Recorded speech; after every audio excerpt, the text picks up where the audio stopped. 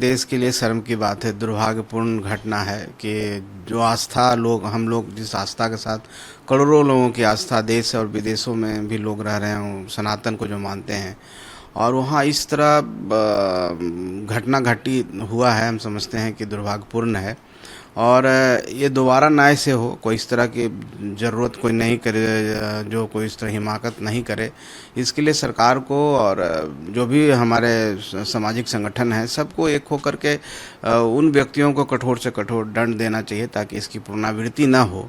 जहाँ तक माननीय चंपत राय जी की बात है, वो महासचिव थे और निश्चित तौर पर उनकी जवाबदेही बनती है क्योंकि उनके देख रेख में और वही सर्वोसर्वा थे। तो वो जैसा कि आपने देखा ही है कि उनका इस्तीफा भी मंजूर हो चुका है और जांच चल रहा है, एसआईटी जांच चल रहा है, और जो भी जांच में आएगा तो निश्चित तौर पर वहाँ की सरकार और केंद्र सरकार और जो भी मंदिर की कमेटी, प्रबंधन कमेटी के और भी सदस्य होंगे, सब मिलकर के उन व्यक्तियों को दंडित किया जाएगा। जो भी कानूनन दंड दिया जाता है हमारे के यहाँ संविधान के तहत वो किया जाएगा। बाकी उनका क्या राय है, उन्होंने क्या पक्ष दिया है, तो एसआईटी को निर्णय करना है कि उनके पक्ष में कितना दम है और उनकी बातों में। तो हम समझते हैं कि उन पर छोड़ दिया जाए, बाद में जो निर्णय आएगा एसआईटी का, जो भी फाइंडिंग्स आएगा उसके अगेंस्ट में कार्रवाई की जाएगी। ये सीएम योगी आदित्यनाथ ने कहा है कि समाजवादी पार्टी और कांग्रेस के जो लोग हैं वो रंग बदलते हैं गिरगिट की तरह, मंदिर पर बोल रहे हैं, वक्फ का जब नाम आता है वहाँ पर गड़बड़ी की बात आती है तो मुंह सील जाता है। निश्चित तौर पर एक तरफ अपने आप को सनातनी कहते हैं और दूसरी तरफ आज तक अयोध्या जाने की हिम्मत नहीं किए हैं, तो ये डर किस बात का है? हम अपने आप को सेकुलर बनाते हैं, मानते हैं, तो ठीक है, आप किसी दूसरे धर्म को भी सम्मान करते हैं तो आपका जो अपना धर्म है उसका भी सम्मान आपका। इसका मतलब नहीं कि उसके सम्मान दिखावा करने के लिए अपने धर्म का तिरस्कार कीजिए, ये कहीं पर ठीक नहीं। वही जो हमारे अखिलेश सिंह जी हैं उन पर सूट करता है। आप अपने आप को सनातनी कहते हैं और लेकिन इस तरह के कमेंट्स करते हैं, आस्था पर कमेंट करते हैं, और जब वहाँ पर उस तरह की बातें होती है तो आप, सही बात है, आप चुप हो जाते हैं, और जब यहाँ हुआ तो आप उसको पूरी तरह से देश दुनिया में उछालने का काम कर रहे हैं। भारत की जो आस्था के प्रति लोगों को, जो भगवान के प्रति लोगों का आस्था है, उस पर आप अपने आप को कुटाराघात कर रहे हैं और देश की छवि, चाहे सनातन की छवि को धूमिल कर रहे हैं। तो निश्चित तौर पर उनको आत्म विवेचना करना चाहिए, आत्मचिंतन करना चाहिए। वैसे लोगों के बारे में लोगों को भी सोचना चाहिए, जो अपने नहीं हुए तो दूसरे के लिए क्या करेंगे। सिर्फ कुछ लालच, सत्ता के लालच में इस तरह के स्टेटमेंट देते हैं। तो माननीय मुख्यमंत्री जी उत्तर प्रदेश आदरणीय योगी जी महाराज जी ने जो बोला है, हम समझते हैं वो सही बोला है। जब प्रधानमंत्री इंडोनेशिया गए हुए हैं, वहाँ के कल्चर और वहाँ की चीज़ों को देख रहे हैं, मंदिर भी उन्होंने भ्रमण किया है, और लेकिन अब कांग्रेस ये कह रही है कि नेहरू बनने की कोशिश कर रहे हैं पीएम। अब देखिए, कांग्रेस के पास बचा ही क्या है? अब वही याद में बेचारे जीना चाहते हैं, वही उनके पास एक धरोहर है बोलने के लिए। इधर तो कुछ किए नहीं हैं इतने दिनों से, जहाँ भी मौका मिलता है जिस राज्य में कुछ करते नहीं। आज जो उनके युवराज हैं किसी काम के हैं नहीं, वो कुछ कर नहीं पा रहे हैं, जनता का विश्वास उनसे ऊपर उठ गया। धीरे धीरे कांग्रेस आज बिहार में देखिए कहाँ पहुँच गई है।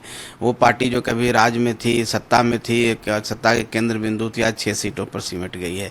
तो ऐसे लोगों के पास अब कुछ नहीं है, तो पुरानी याद को ताज़ा करके खुश हो लेते हैं। ठीक है, नेहरू जी प्रधानमंत्री थे, नेहरू जी लंबे समय तक प्रधानमंत्री रहे, तो निश्चित तौर पर उनको शौक था घूमने का, घूमे भी।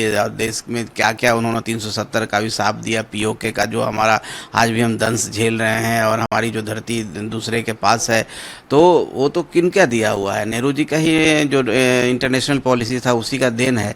अब हमारे माननीय प्रधानमंत्री आदरणीय नरेंद्र मोदी जी जब जा करके देश का गरिमा, इज्जत, प्रतिष्ठा को बचा रहे हैं और आज वैश्विक स्तर पर एक बड़े नेता के रूप में जाने जाते हैं, तो उन लोग के पास कुछ नहीं है तो इस तरह की बातें कर रहे हैं। तो करने दीजिए। हमारी जो धरोहर है, हमारी जो सनातन प्रवृत्ति है, जो हमारी सेकुलर नेचर है, वो निश्चित तौर पर मजबूत रहेगा। हमारा अखंड भारत का जो सपना है वो भी पूरा होगा। हम समृद्धि और शांति की ओर कैसे पूरे देश दुनिया में अपना जो प्रचार मेरा गौतम बुद्ध जी का, महात्मा गांधी जी का सबका था, उसको कैसे हम पुनः जीवित करें और उसको लागू रखे रहें, तो इसके लिए हमारे प्रधानमंत्री जी काम कर रहे हैं। उनके पास सिर्फ वही बोलने को है, तो सपना देखने का अधिकार सबको है। अच्छा, बंगाल में नई सरकार आई है और एक रेप हुआ था, माइनर गर्ल का रेप हुआ था, तो जो आरोपी थे उनका एनकाउंटर कर दिया गया। किस तरह से देखा है? देखिए, ये घटना तो निश्चित तौर पर बहुत ही दुर्भाग्यपूर्ण है, मानवता के लिए शर्मसार करने वाली घटना है। क्योंकि हमारी बच्चियां जब तक सुरक्षित नहीं होगी, उनके गार्जियन अभिभावक के अंदर वो डर का माहौल ख़त्म नहीं होगा, तो ये अराजकता बना रहेगा। और जिस तरह से बंगाल में शासन था, जिस तरह से एक पार्टी के गुंडे के द्वारा शासन प्रशासन पर अधिपत जमाए हुए थे लोग, और उन्हीं के यहाँ सारा चीज़ होता था, तो उससे बाहर निकलने के लिए कड़े कानून की और कड़े मनोदशा की ज़रूरत है। और हम समझते हैं इंडिया की सरकार बनी है, भारतीय जनता पार्टी की सरकार बनी है, और जो माननीय मुख्यमंत्री हैं और इस तरह की घटना का कोई दुस्साहस किया है, तो निश्चित तौर पर उसको जवाब उसी भाषा में मिलनी चाहिए। जब तक नहीं मिलेगा, तब तक उनके अंदर डर नहीं पैदा होगा। जब डर पैदा नहीं होगा, तब तक इस तरह की घटना हम रोक नहीं पाएंगे। तो इनकाउंटर्स होते हैं, इनकाउंटर तो कोई ज़रूरी हम पुलिस जानबूझ के नहीं करती है, लेकिन इतने वहाँ के लोग का मन बढ़ गया था कि पुलिस को भी कुछ नहीं समझते थे। पुलिस थाने में उनके गुंडे लोगों को बुला करके टॉर्चर करते थे, तो वो अभी उसी मनोदशा में जी रहे हैं। लेकिन उनको समझ में नहीं आया कि सरकार चेंज होगी, तो निश्चित तौर पर कठोर दंड मिला है, अच्छी बात है। और इस तरह के लोग इस तरह करें तो कड़ी से कड़ी जो भी सजा होता है उसको मिलना चाहिए। संतोष जी, 10 तारीख को मुख्यमंत्री ने बैठक बुलाई है एनडीए के विधायकों की, जिलाध्यक्षों की, क्या मकसद लगता है? नहीं, देखिए, माननीय मुख्यमंत्री जी, हम लोग के एनडीए घटक दल के जो सरकार चल रही है, और एनडीए का जो यहाँ गठबंधन है 5 पार्टियों का, निश्चित तौर पर उसके लीडर हैं। हम लोगों ने उनको लीडर माना है। और जब एक संवाद सबसे बड़ा, हर हर समस्या का समाधान है संवाद।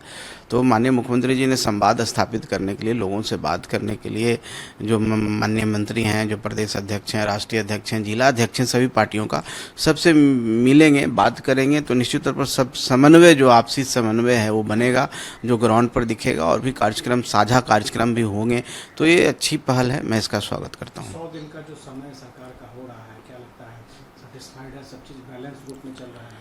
और निश्चित तौर पर हमने जो संकल्प लिए हैं 7 निश्चय पार्ट 3, माननीय तत्कालीन मुख्यमंत्री आदरणीय श्री नीतीश कुमार जी, उनके पद चिन्हों पर हमारी सरकार उसको टारगेट पूरा करने के लिए करीब 100 दिनों में मिला जुला असर है, लेकिन हम समझते हैं कि सेटिस्फैक्ट्री है।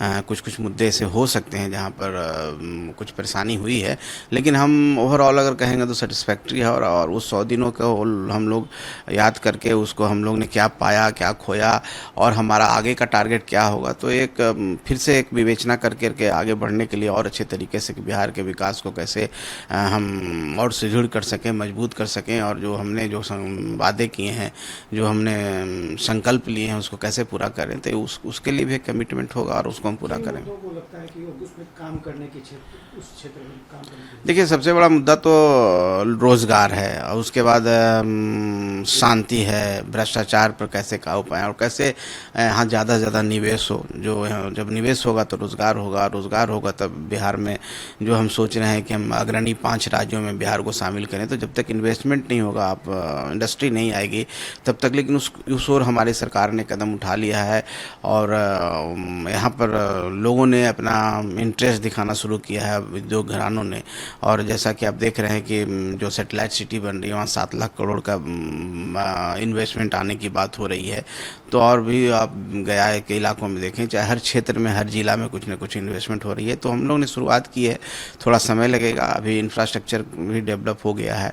सारा जो स्ट्रक्चर बनना होता है इंडस्ट्री के लिए, जो भी व्यवस्था कायम होती है, सिंगल विंडो सिस्टम की बात हो रही है, जमीन अधिग्रहण की प्रक्रिया को और सरल की जा रही है, किसानों को ज़्यादा से ज़्यादा लाभ मिले अधिग्रहण में, उसके लिए सरकार ने MBR जो होता है उसको बढ़ाया है।